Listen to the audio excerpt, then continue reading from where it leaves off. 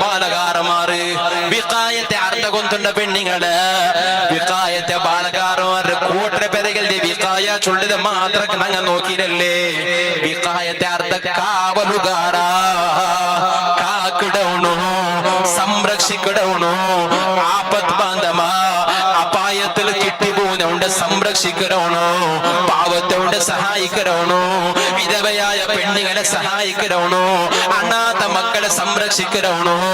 ഈ സമുദായത്തിൽ നിർഗതികരായ ആരെല്ലാം ഉള്ളാരാ